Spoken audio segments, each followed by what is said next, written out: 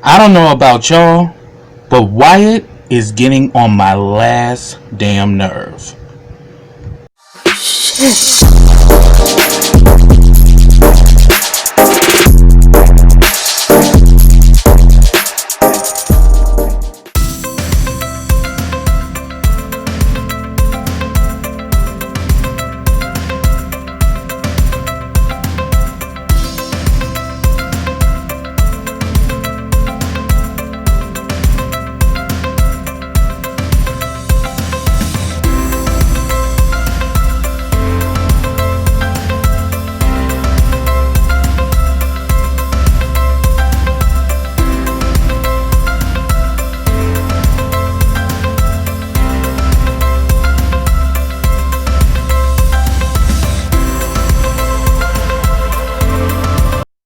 Hey, what's up everybody? Welcome back to KRSTV. This is your boy Kenny.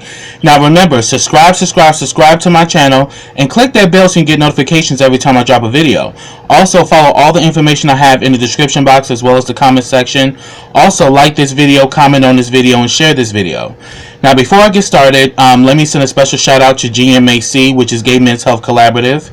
If you are in the DMV area and would like to get tested for HIV, reach out to us at the GMHC crew for a home test for an HIV home testing kit. You can actually have the kit mailed to you, or you can call us at the GMHC crew, and you can set up a same day appointment and come to our location to pick one up. And if you're interested in getting set up with PrEP, which is HIV prevention, reach out to us at the GMHC crew for that as well.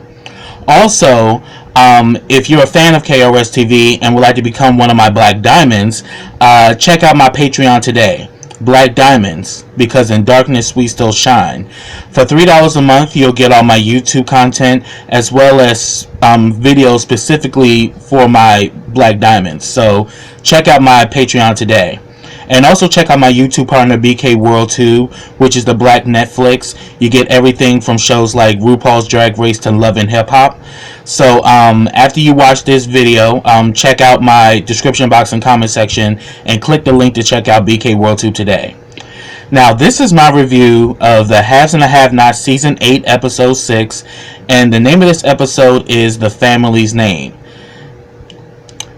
This was an okay episode.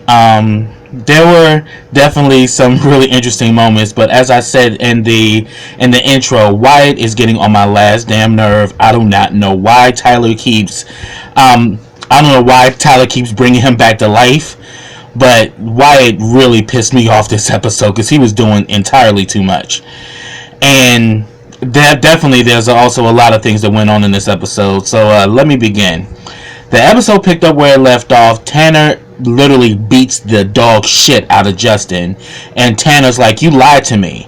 And then he brings up the file, and then pretty much Justin lies and says that, well, it's not true, these reports aren't real, and all these guys are addicts and liars. And it's like, oh, so that's what you're counting on, because they addicts and liars, they're obviously lying. But Tanner is ready to rip Justin's head off, and he's like, Justin keeps saying that it's not true, and Tanner's like, you're lying to me, and you're enjoying that you're lying to me. And he's like, no, it's not true. Then why'd you say that Jeffrey was after you? Because he was. I'm like, bitch, please. I was like, Justin, you lying piece of shit. You got a piece of that black ping and you ain't know what to do with your damn self, and you up here literally calling his phone back to back to back like Tanner's not gonna figure that out. I'm like, Justin is just a lost cause. He really is. And there's really no words about that. But moving on from that, now I'm gonna talk about Landon and Mitch. Landon and Mitch had their drink at the bar. Landon is all nervous and shit, and he's like, what is this about? Why are you doing this? Like, I'm not trying to be gay bashed or anything. He's like, dude, like, that ain't even my style. The reason why I wanted to have the drink with you was because, hey, I you mentioned to have a drink, so why not? But mainly I want to know, I want to know about him and her. And I was like, oh shit, Mitch is really in love with Candace. And in this scene, it was completely revealed that he has strong feelings for Candace. And then he had asked Landon, does she love him? And he was like, yes. And he then asked, like, why do you want them to be together so bad? Like, because Landon's in love with Charles. That's the main reason. But he says that, I just love the thought of them. And then, like, he's just like, and then all of a sudden Landon's like, am I missing something? He's like, oh no, everything's good. He leaves and he's like, I had a cocktail with you. Everything's good. He shook his hand and he's like, ooh, big masculine hands. Like, yeah, and you can let go of my hand now, Landon. I was like, Landon is such a slut. It's funny. Then all of a sudden when Mitch walked away, Landon's like, I was this close to screwing him alone. And then all of a sudden, that damn Mitch yelled back, no you weren't. That tickled the fuck out of me. I'm like, Landon, you really think you that smooth, but you really not, bruh. Cause you were so scared because you know he's a Malone, so you're afraid that something's gonna happen to you. But he really just wanted to know the whole deal about Charles and about Charles and Candace, because clearly he has feelings for her and he wants to get to the bottom of this. And like, why are you trying to put them together so badly? I mean, because let's be real, Charles right now is in Detroit and here is Landon in Savannah trying to make this situation right again. And it's just crazy. Next, I'm going to talk about back at the hospital, we get a run-in with Celine and Wyatt. Celine is pretty much, she does, sanitation at the hospital. And then all of a sudden, that damn Wyatt is one disrespectful piece of shit. Because they go back and forth, and he was like, Celine, what the hell you doing here? And she's like, I work here. And he's like, wow, you went from bad to worse. And then pretty much, you should be ashamed. You shot your father. Like, how could you do something like that? And then all of a sudden he was like, wow, are you still sleeping with my father? And then again, nah. I mean, after all, he likes some younger and better pieces of ass, and you've completely, you're completely no longer on the register. Like, in those kind of words, I'm paraphrasing, but I'm like, Wyatt is such a disrespectful piece of shit. And Celine was like, you just like your father. He's like, I'm nothing like him. I'm like, bullshit. You just like Jim. It's just the fact that you're just a fucking junkie. But you're just like your dad. And she told him, like, shoot, you're selfish and you don't give a damn about nothing. You don't give a damn about nothing, except for what you want. You're just like your father. And then he said, and then she was like, your brother is a far better man than you. And he's like, I don't have a brother. She's like, yes, you do. You got two. And he's like, oh, those half breeds. And then he's like, well, you here, so you might as well keep, clean my piss, and all this shit. And like, and Celine just got the fuck up out of there, because she was just like, you know what, I'll send somebody else in here to clean your room. I'm leaving. And I'm like, Celine, you are really letting this shit. Like, Celine gonna get her ass fired because she just won't let, she don't check her emotions at the door. Bitch, you there to do a damn job. Fuck Wyatt. Wyatt ain't important at this point. And you just keep getting into your feelings, when you saw Jim and when you saw Wyatt. And I'm like, girl, you are on the clock. Your fucking feelings don't matter, bitch. Like, seriously. And she just doing too much. But then the damn guard that's guarding him, he just gave this, like, really dirty look to Wyatt. And Wyatt's like, what the fuck you looking at? Like, and he said that, you're feeling better, huh? He's like, you're going to be going back to jail soon. And he's like, oh no, I'm going to rehab. This is why I said Wyatt is getting on my last damn nerve. You are so brainwashed. And Jim is doing the same shit right now. This motherfucker doesn't even have the power of attorney anymore, and yet he's still walking around like he the fucking king. Wyatt doing the same shit. So yeah, he is just like his father, self-indulgent and completely. And they're both psychopaths. They really are. And I'm just like, dude, you just fucking tried to kill your father and you almost shot your mom, dude. You committed a crime. They're not gonna give you a slap on the wrist for that shit, and then you escaped from prison too. Like, you're like delusional as hell. And that's why I said that he getting on my damn nerves, because like Wyatt is so fucking spoiled and so full of shit. He don't even know that he's in shit. But the ending of this episode, I was so here for it. But I'm gonna get to it. But yeah, he pretty much, the guard told him like, you're gonna be going back to jail real soon. And I was like, I'm wondering why, like who's this guard working for? Next we get a scene with Vinnie. Vinnie, I think, was talking to Mama Rose, and he was like, oh no, I don't think Mitch would do something like that, but I'll get Sandy to look into it. Then we see Tony come in, who's one of the Malones, and he pretty much said that the little crackhead made it. He's in the hospital talking about Wyatt's old junkie ass. And he's like, wow, that lucky son of a bitch. I'm like, He's like, I'll pay him a visit. And he was like, are you serious? Like, Vinny, like, the last situation is hot right now. And he's like, what are you talking about? He's like, oh, that cop you shot? He made it too. He's like, well, I just had to pay both of them a visit. And like Tony tried to tell Vinny, because Vinny is a hothead. Vinny is going to cause issues within his own faction, because Vinny's ego and his temper is just off the rails. And Tony's trying to let him know, like, look, Vinny, you're the boss now. Mama Rose didn't get her hands dirty. You doing too much. And he's like, and he gets like, I'm in charge now, so you watch how you talk to me. I'm like, dude, your whole machismo aura that you giving is gonna really fuck up the family name, bruh. Cause Vinny is a hothead, and he's the wrong person to put in charge.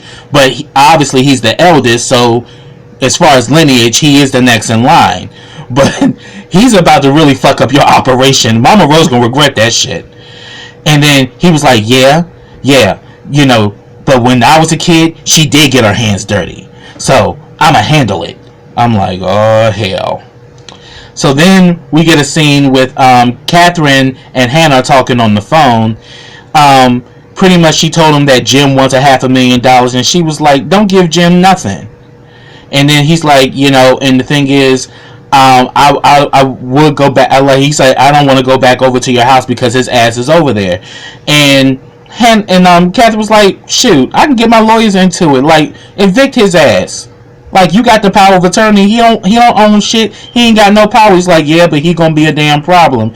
And then she mentioned Don that came over there.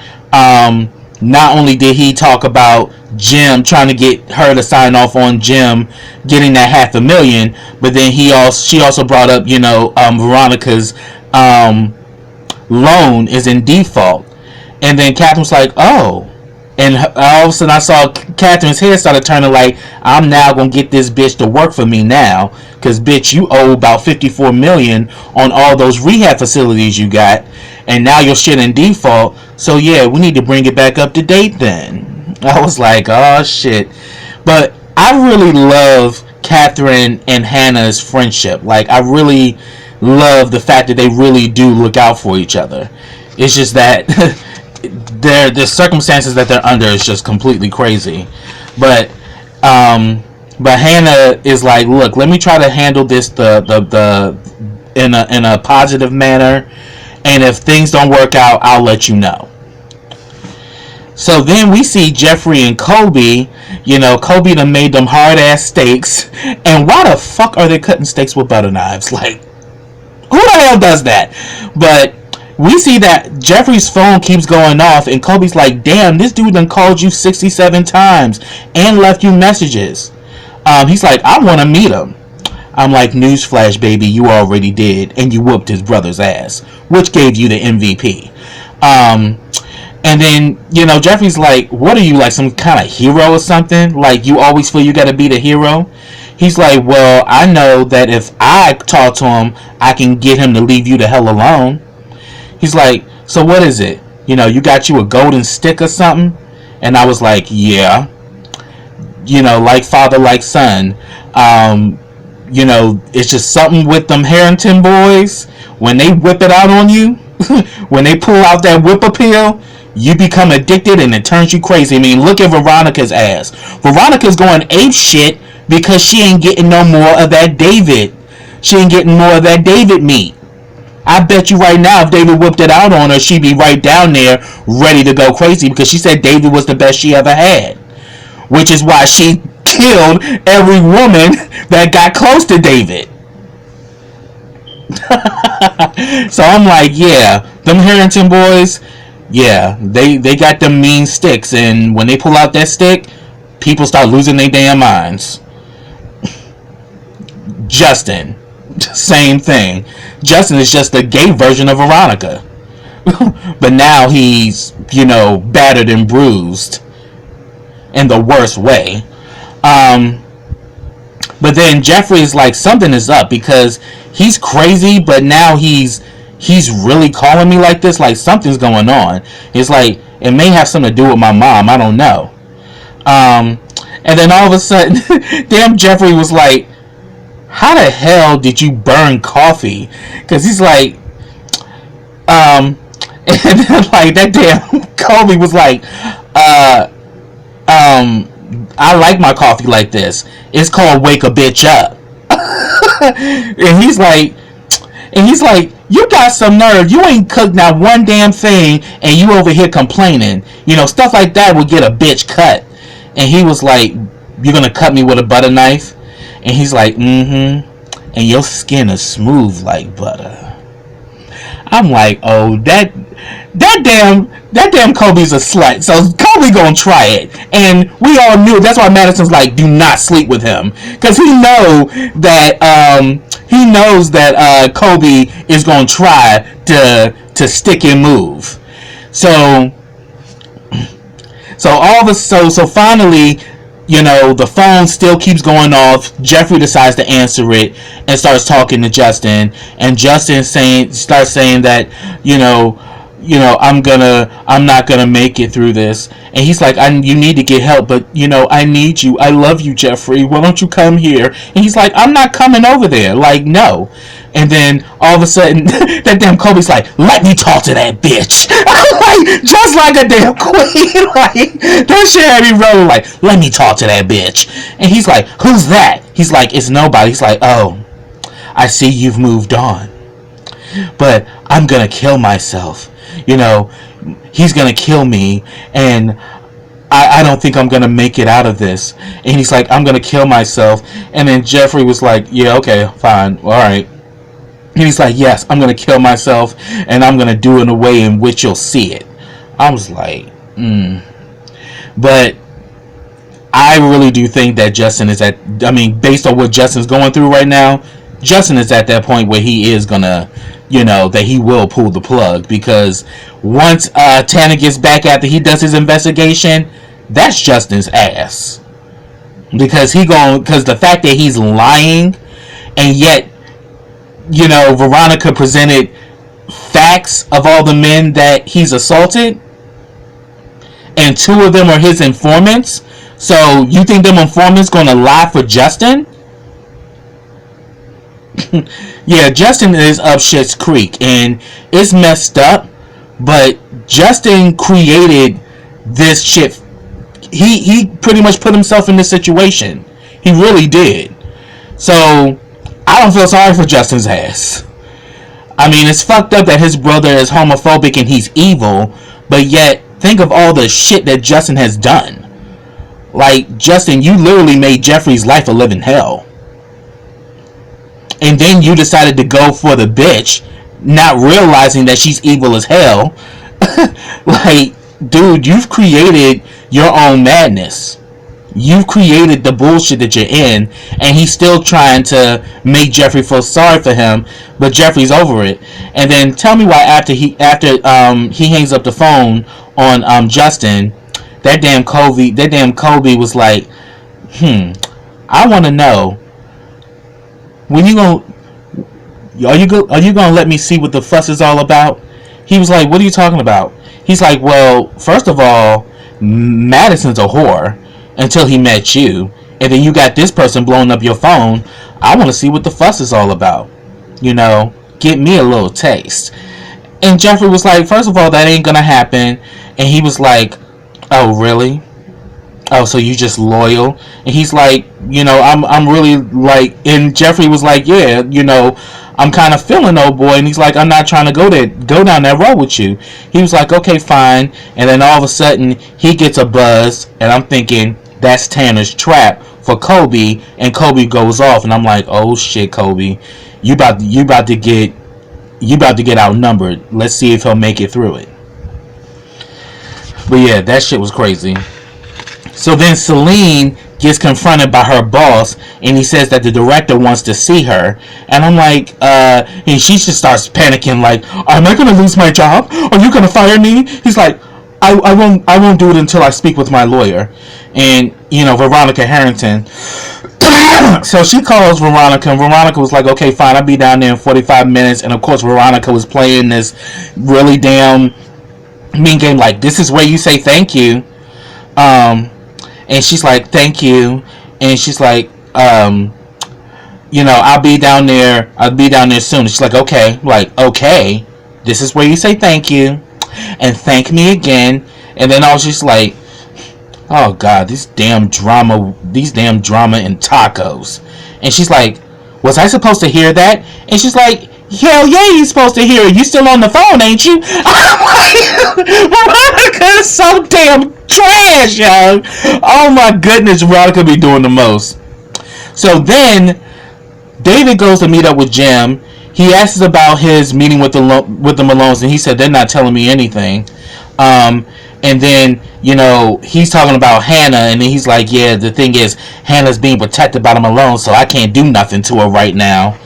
I'm like, Jim, you ain't gonna be happy till Hannah kill your ass. And I, for one, am here for it. I want Hannah to put Jim out of his misery for real, because he's just not gonna stop.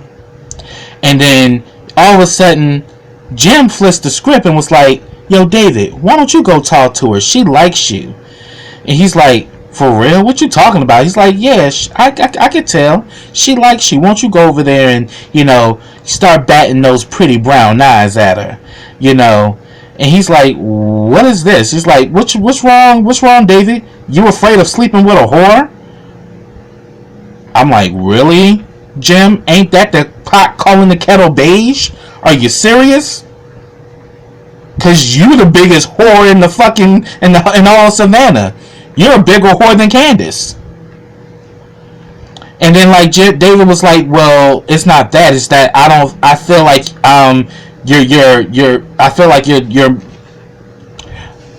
you're trying to be my pimp. I'm like, yeah, and he been pimping your ass for years, dumbass. And then he's like, yeah, you need to go over there and sleep with her. He's like, first she's talking about me batting my eyes, and now you want me to sleep with her? He's like, hell yeah.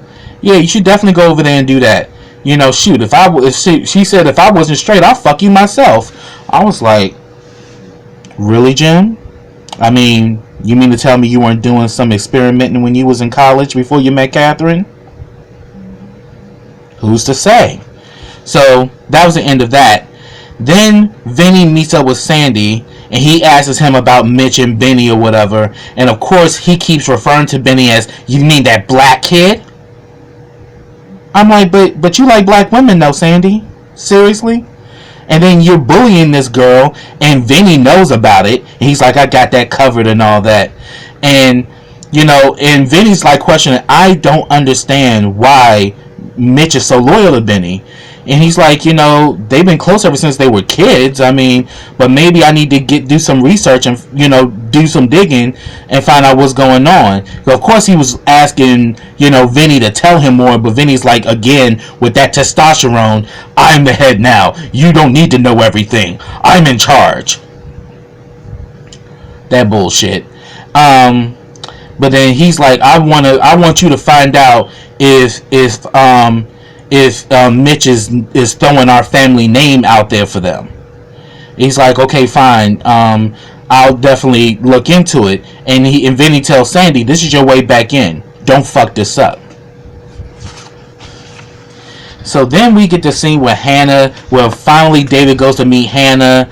He's still talking about Jim's financial situation, and then he says that, you know, that painting in the living room at the Cryer residence, it's worth $6 million, so $500,000 is nothing. And she's like, yeah, okay, whatever. And then he starts going in, like, you know, they start talking about, he brought up the fact that, you remember when you asked me, was my mother proud of me? And he said, and she's like, yeah, I remember that. Because Hannah wasn't here for it. Hannah was like, you know what, just get the hell out. Just go. Okay, you got my answer. There's the door. Use it. But when he brought up the fact that, remember you asked me, was my mother proud of me? And she's like, yeah, I remember. He said that, well, knowing for the stuff I've done, she wouldn't be. He's like, well, I'm glad you realized that. But he's like, you remind me so much of her, you know, and all of this. And then he was like, why? And then all of a sudden Hannah was like, why? And he's like, why what? He's like, why do you do that? You know, every time he calls, you run. And then he said that, you know, Jim has saved his life multiple times. He's like, so this is how you pay him back, by doing his dirty work? And then he's like, you know, you're a beautiful woman, and you remind me so much of my mother. You know, you have such strength about you. And then she's like, who are you? You know, you always got multiple Davids. Is this the David that keeps Jim's secrets? Or is this the David that lied to me to my face about my son? Or is this, you know, Jim's lapdog? I'm like, all three. And he's like, and then he was like, oh yes, and I'm also the David that's that you're attracted to. And she's like, what? He's like, and I want you to know that I'm attracted to you too. You're a very beautiful woman. And she's like, yeah, you're attractive, man. You got a great body. But I'm thinking Hannah's playing this shit, because she's like, all of a sudden now I got power of attorney. Now you telling me you attracted to me? Like, Hannah's from the streets, boo boo. Street got game. Like, Hannah ain't dumb. He's like, I want to get to know you more intimately, and I've been feeling this way about you for some time. Now, don't get me wrong, Hannah's a beautiful woman. She really is. I mean, for her age, that melanin skin is flawless, baby. You know, and Hannah's like, okay, won't you sit down and tell me more? And then the episode ended. Vinny goes to see Wyatt. Wyatt is like, where's the guard? And he's like, oh, they all work for us, bruh. And he's like, please wait. He's like, I don't wait. And all of a sudden Wyatt's all scared. I'm like, oh, where's all that big shit talking you was just doing a minute ago? Like, what happened, Wyatt? Bitch ass. But that's the end of the episode, y'all. If I missed anything, get down in the comments and let me know. I thank you guys for your love and support. So until next time, everybody, take care.